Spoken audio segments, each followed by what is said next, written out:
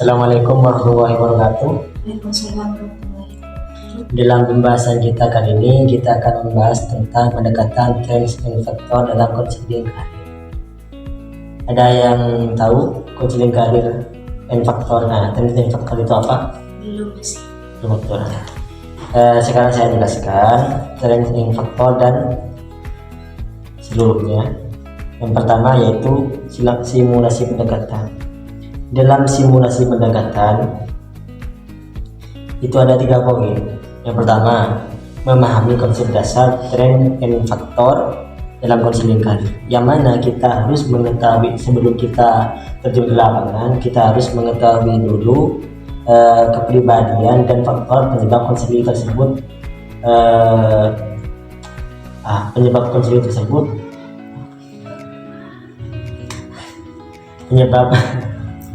konseling tersebut menjadi itu. Misal stres. Apa yang harus kita atasi itu kita harus tahu dulu seperti apa yang terjadi pada klien kita. Iya, paham. Iya. Dan yang kedua yaitu mempraktekkan teknik-teknik dan alat-alat yang digunakan dalam pendekatan ini, seperti tes minat, inventarisasi bakat, dan penilaian kepribadian. Saya lihat yang dimaksud Inventarisasi itu apa? inventarisasi itu data yang dikumpulkan dalam mengkonseling klien tersebut. Kita hasil dari konselingnya gitu. Iya, hasil dari konseling tersebut. Yang pertama kita harus tes minat dulu. Minat konseling itu apa? Sebelum kita melangkah ke tahap selanjutnya. Iya. Dan yang ketiga yaitu berlatih dalam memfasilitasi sisi konseling karir yang berfokus pada eksplorasi minat, nilai-nilai, dan potensi individu. Berarti kita juga harus mengetahui potensi dari klien kita itu seperti apa. Iya. Yang dimaksud eksplorasi minat ini yaitu merupakan langkah penting dari konseling ini, merupakan langkah penting dalam bantu seorang memahami preferensi, keinginan, dan bakat mereka. Dan yang selanjutnya yaitu kesesuaian antara teknik dan pendekatan. Di sini ada 3 poin juga, yaitu yang pertama mengidentifikasi teknik-teknik. Jadi dalam mengidentifikasi teknik-teknik ini kita kan banyak teknik yang kita harus terapkan, dan di salah satu teknik tersebut kita harus memilih satu teknik yang sesuai dengan konseling tersebut. Semisal kalau kita mengkonseli anak kuliahan dan yang kita terapkan ke konseling tersebut tidak sesuai kan, jadinya kayak yang gak cocok tersebut. Ya. Yang kedua yaitu menyesuaikan pendekatan konseling dengan tahapan perkembangan karir dan situasi yang dihadapinya. Dan sebelum kita melangkah untuk lebih dalam mengkonseling klien, kita harus tahu apa yang dihadapi klien tersebut, sehingga klien tersebut, intinya kita harus mengetahui masalah atau apa ya, seperti gangguan yang bikin stres, bikin bad mood, bikin kayak stres itu kan. Dan yang ketiga, menerapkan pendekatan yang responsif terhadap keragaman individu.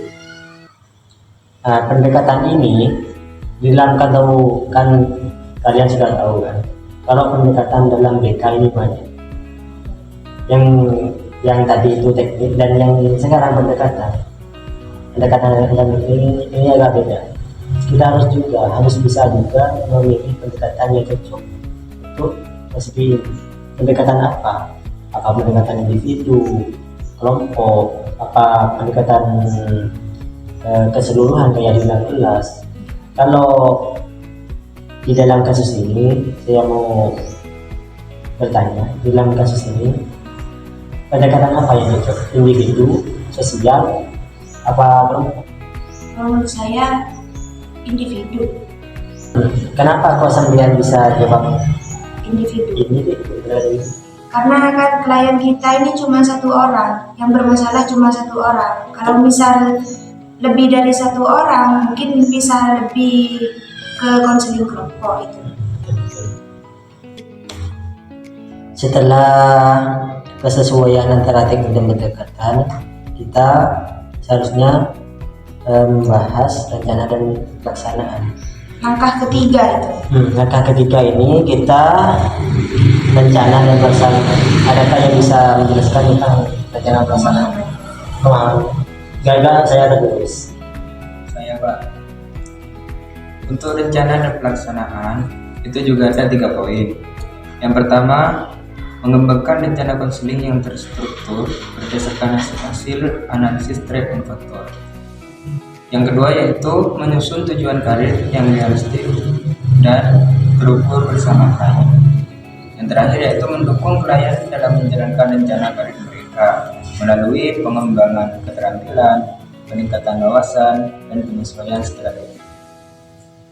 Jadi, dengan pendekatan yang terstruktur dan terukur seperti ini, klien dapat merasa lebih percaya diri dan termotivasi dalam mencapai tujuan karir mereka.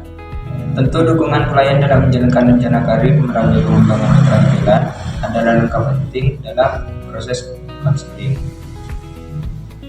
Ada 2 cara untuk melakukan hal tersebut. Yang pertama yaitu identifikasi keterampilan yang diperlukan.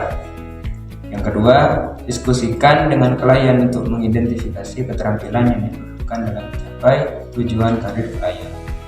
Ini bisa termasuk keterampilan teknis, keterampilan interpersonal, atau keterampilan manajerial, tergantung pada bidang karir yang mereka pilih. Mungkin seperti itu untuk perencana dan pendekatan. Mungkin. Perencanaan dan pendekatannya. Ya. Setelah perencanaan dan pelaksanaan, memasuki langkah yaitu masalah dan pendekatan. Mungkin ada yang bisa memberi pemahaman? Mungkin ada. Baik, saya akan menjelaskan bagian masalah dan pendekatan. Yang pertama, mengidentifikasi beberapa masalah yang mungkin muncul selama proses konseling, yaitu seperti ketidakpastian atau kebingungan. Semisal seperti ketidakpastian, di mana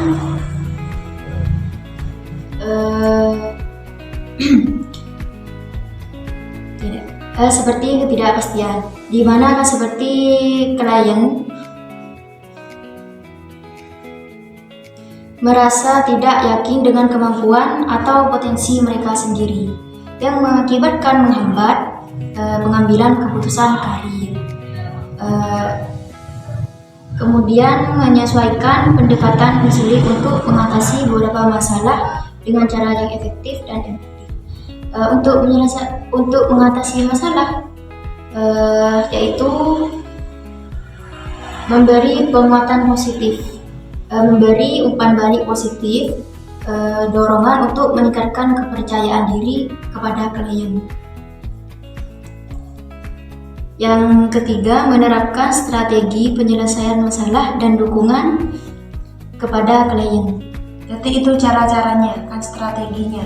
Caranya seperti eksplorasi karir alternatif, yaitu di mana mengajak klien untuk mengeksplorasi karir yang lebih sesuai dengan nilai dan minat mereka melalui wawancara informasi. Seperti itu cara Jadi wawancara itu termasuk ya? Iya, harus wawancara dulu kan biar tahu seperti apa kliennya juga. Yang lebih dekat. Iya. Kalau langkah selanjutnya di sini ada evaluasi dan juga masukan. Saya yang mau menjelaskan. Ya.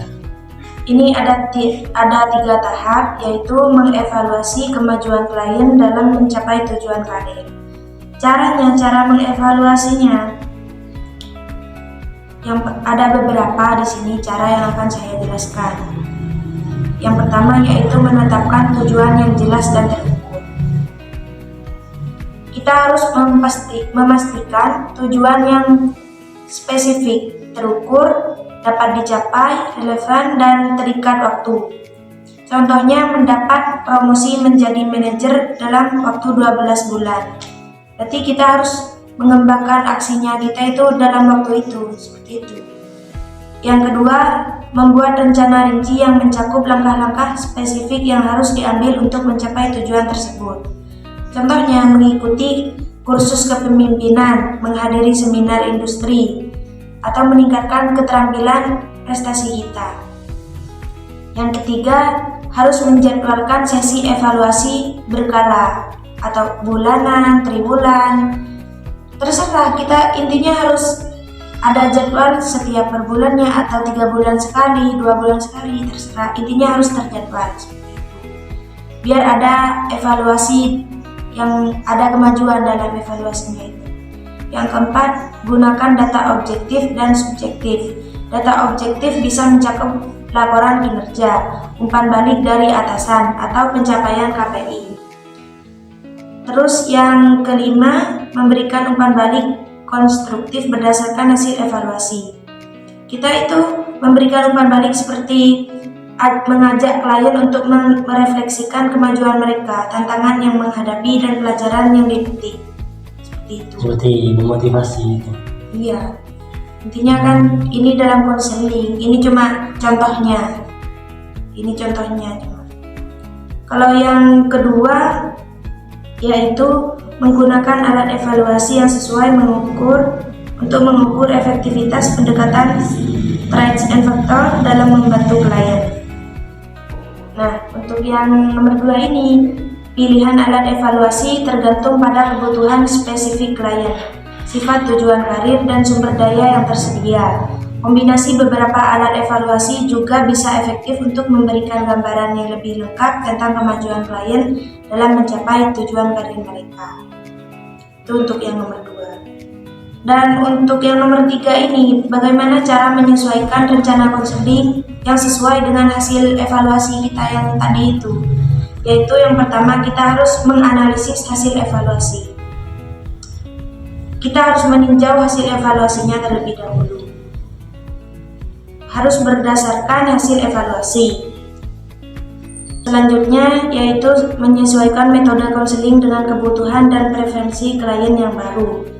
Kita juga harus membuat rencana aksi yang baru atau disesuaikan berdasarkan hasil evaluasi dan perubahan yang telah dibuat. Yang terakhir, sebelum terakhir, diskusi hasil evaluasi dengan klien dan jelaskan mengapa perubahan atau penyesuaian diperlukan dalam rencana konseling. Yang terakhir yaitu tetap memantau kemajuan klien secara berkala dan melakukan evaluasi lanjutan untuk memastikan bahwa rencana konseling yang disesuaikan efektif dalam membantu mereka mencapai tujuan karir mereka. Dengan mengikuti langkah-langkah ini, kita dapat menyesuaikan rencana konseling klien dengan cara yang relevan dan efektif berdasarkan hasil evaluasi kita ini. Mungkin sampai di sini saja diskusi kita pada hari ini. Tapi bisa dipahami? Bisa paham. Tapi kita selaku konselor itu kayak pemandu studi tour. Iya. Mungkin sampai di sini saja diskusi kita kali ini. Semoga bisa dipahami juga. Semoga bermanfaat juga. Amin. Semoga tugasnya diterima sama dosen. Amin. Wassalamualaikum warahmatullahi wabarakatuh.